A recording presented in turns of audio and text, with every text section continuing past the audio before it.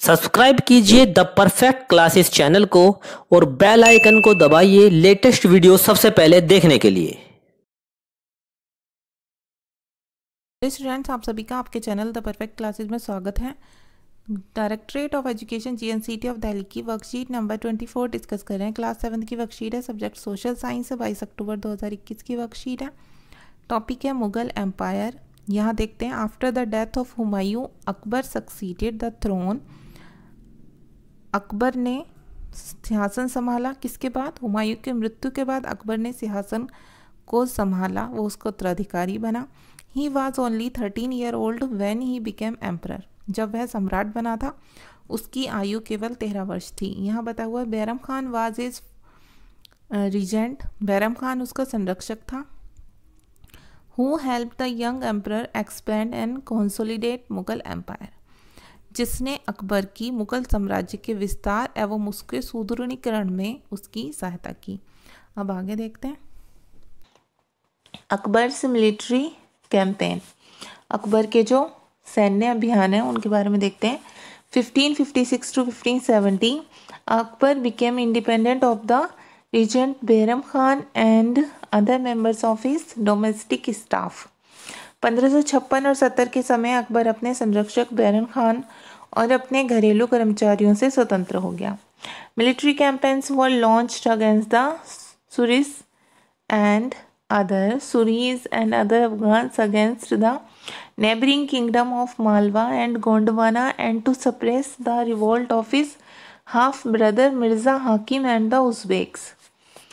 उन्होंने सूरी और अन्य अफगानों, निकटवर्ती राज्यों मालवा और गोंडवाना तथा अपने सौतेले भाई मिर्जा हाकिम और उज़्बेकों के विद्रोह को दबाने के लिए सैन्य अभियान चलाए थे।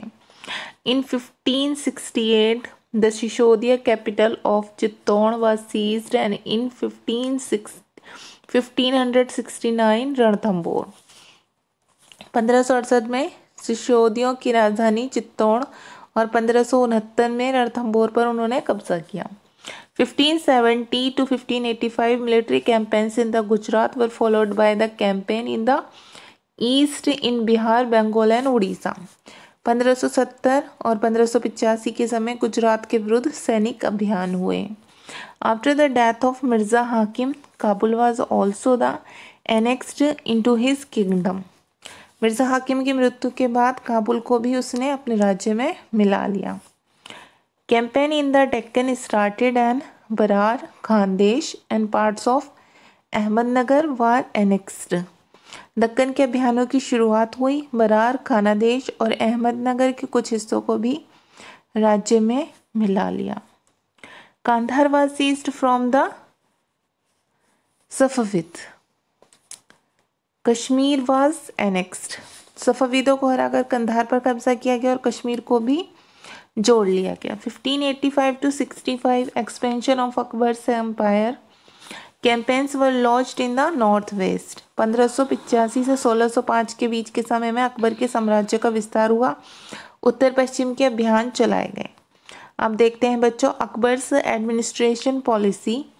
The Akbarnama composed by Abul Fazal provides information on the administration of Akbar.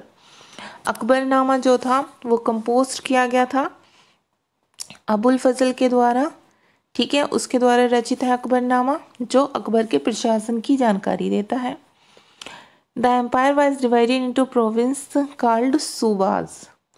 साम्राज्य कई सूबों में बटा हुआ था and governed by subedar who carried out both political and military function. और सूबों के प्रशासक सूबेदार कहलाते थे, जो राजनीतिक तथा सैनिक दोनों प्रकार की जिम्मेदारी निभाते थे। Each province has a financial officer और दीवान। प्रत्येक प्रोविंस में एक दीवान होता था, उसे दीवान भी कहा जाता था और उसे वित्तीय अधिकारी भी कहा जाता था। For the maintenance of peace and order in his province the subedar was supported by the other officers such as the military paymaster, the ministry in charge of religious and charitable patronage, military commander and the town police commander. और प्रशासन में सहायक अन्य अधिकारी भी थे, जैसे बख्शी, सदर, धर्मांत के लिए जो कार्य करने वाले होते थे, फौजदार, कोतवाल आदि।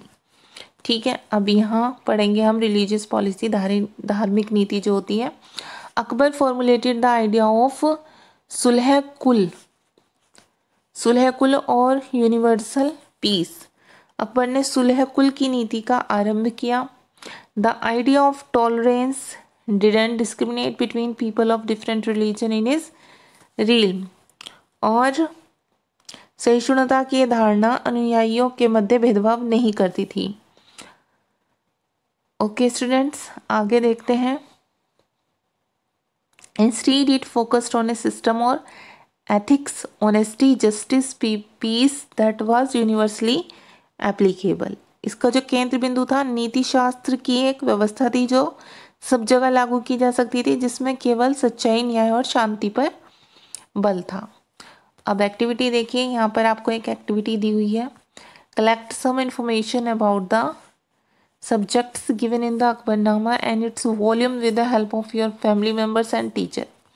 तो इसका आंसर लिखेंगे। इसमें क्वेश्चन पूछा हुआ है बच्चों, अपने अध्यापक और या अपनी फैमिली मेम्बर्स की हेल्प लेकर आपको अकबरनामा और उसके जो वॉल्यूम्स थे उनके बारे में जानकारी इकट्ठी कर। एक्टिविटी 1 का आंसर लिखेंगे बच्चों। Abul Fazl wrote a 3 volume history of Akbar reigns, title Akbarnama. Abul Fazl ने 3 वॉल्यूम्स लिखे थे अकबर के जो शासन था उसके, जिसका नाम था अकबरनामा। उसका इतिहास लिखा है उसमें। The first volume dealt with Akbar's ancestor. First volume में तो अकबर के जो पूर्वज थे उनके बारे में बताया हुआ है। And the second volume recorded the events of Akbar's rain.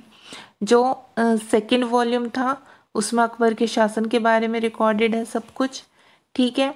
And the third volume is the Ain-i Akbari. Third volume को आईने अकबरी कहा गया। It deals with Akbar's administration, household, army, the revenue and the geography of his empire.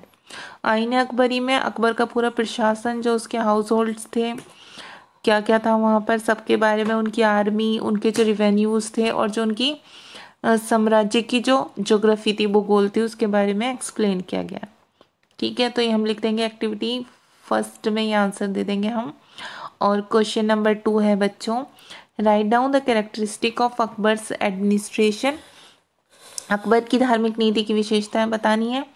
तो अकबर की जो धार्मिक नीति है उसकी विशेषताएं बिल्कुल अभी जो मैंने पढ़ाई है सेम आप पूरी ये रिलीजियस पॉलिसी लिख देंगे हेडिंग डालकर, सेम डिटो आपको ऐसे ही कॉपी कर देनी है। ठीक है, इसमें कोई चेंजेस नहीं करना आपको, क्योंकि ये पूरी की पूरी आप लिख देंगे। बस इसमें 2 ही क्वेश्चन है, तो आपको एक तो एक्टिविटी थी और ये दोनों आपको करने हैं। ठीक है, थोड़ा सा लेंथी है, कोई बात नहीं, लेकिन पूरा आपको एक्सप्लेन करना है। Write down the characteristic of Akbar's administration, ये फर्स्ट था, सॉरी, एक्टिविटी के अकॉर्डिंग। ठीक है, और ये है सेकंड, तो ये है, यहाँ पर आप डाल लीजिए, यहाँ पर आप इसे फर्स्ट डाल दीजिए, कोई बात नहीं। ठीक है, और ये यहाँ तक, ठीक है, यहाँ तक एप्लीकेबल तक मैं भी दिखा दूंगी आपको जूम करके। और ये है आपका एडमिनिस्ट्रेशन बताना है पूरा, अकबर्स का एडमिनिस्ट्रेशन, ये आप सेकंड में लिख देना पूरा का पूरा, ये भी मैंने पढ़ाया था अभी आपको। ठीक है बच्चों, ये रहा, तो मैं आपको दिखा देती हूँ, देखिए। रिलीजियस पॉलिसी आप यहाँ से लिखेंगे। Akbar's formulated the idea of sulh kul और universal peace. This idea of tolerance did not discriminate between people of different religion in his reign. Instead, it focused on a system of ethics, honesty, justice, peace that was universally applicable. ये तो लिखेंगे आप answer 1 में। ठीक है, ये रहा answer 1। और आंसर 2, आंसर 2 का आंसर आप यहाँ से लिखेंगे, Akbar's administration policy. The Akbarnama, composed by Abul Fazl, provides information on the administration of Akbar. The empire was divided into provinces called Subas, governed by Subedar, who carried out both political and military functions. Each province also had a financial officer or diwan for the maintenance of peace and order in his province. The Subedar was supported by other officers such as minister in charge of religious and charitable patronage. जिन्हें सत्र भी कहा जाता था। Military commanders फौजदार को, and the town police commander कोतवाल को कहा जाता था। ठीक है, यहाँ तक लिखेंगे बच्चों, ये पूरा एक्सप्लेन करके लेंदी है बट हमें ये लिखना है। ठीक है, क्योंकि हमें पूरा राइट डाउन करना है, कैरेक्टरिस्टिक लिखनी है किसकी, अकबर्स के एडमिनिस्ट्रेशन की, और फीचर्स बताने रिलीजियस पॉलिसी के। तो ये 2 ही क्वेश्चन आंसर, तो आपको ये थोड़ा डिटेल में देने हैं। ओके स्टूडेंट्स, आपकी वर्कशीट सॉल्व हो गई है। मिलते हैं नेक्स्ट वीडियो में नेक्स्ट वर्कशीट के साथ। Thanks for watching.